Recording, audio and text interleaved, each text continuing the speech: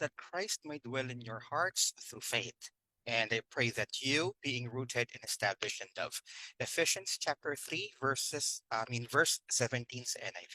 Let's pray. Dear Lord, we thank you for this wonderful morning. We thank you for the new life that you have given us. We pray that the message that you will be giving us this morning will bring glory to your name and will bring us wisdom and will let us understand what your love is. All this we pray in Jesus' name. Amen. Good morning sa UMC. Ang topic natin this morning ay stretching your heart sa ating devotion.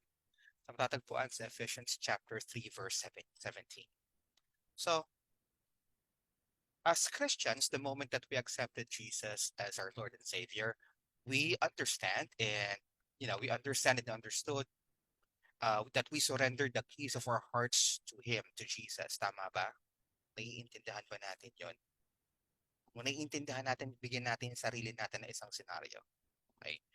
So, ang senaryo, a king happily decided to adopt you to his family. So, isang hari. So, pag sinabi nating hari, royalty, magarbo.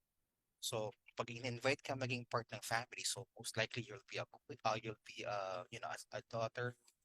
daughter or son of a royalty. So, dugumbugaw ka na. So, ampun ka, magiging dugumbugaw ka kasi inampun ka nga ng hari. You're royalty and everyone looks to you. So, as part of that family,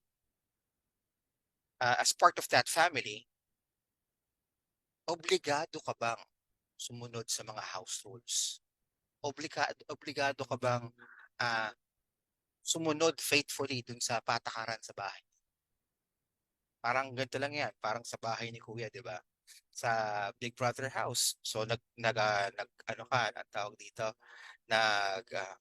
apply ka para maging part ng bahay niyon. They're required to follow. Yes, lahat tayo ay obliged sumunod sa lahat ng rules sa bahay na yon.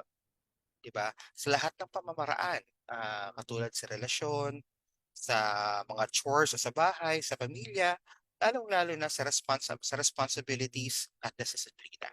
Diba? You're going to do those as part of that family and because you love.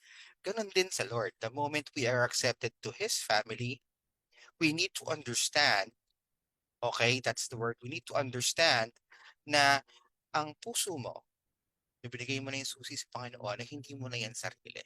The Lord is living in you rin. So you need to understand that your life is not your own anymore. He lives in you. Jesus lives in you.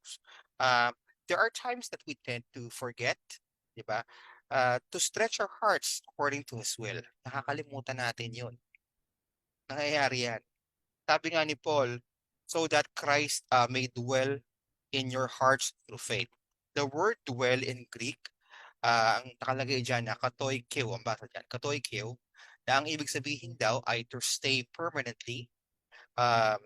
Ang context niyan ay sa pamilya, sa relationship, sa community, o sa physical house. Diba? Katoiko, Jesus is in you.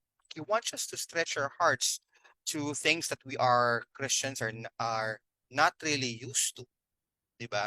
Ang intention ni Lord dito ay maging ikaw siya.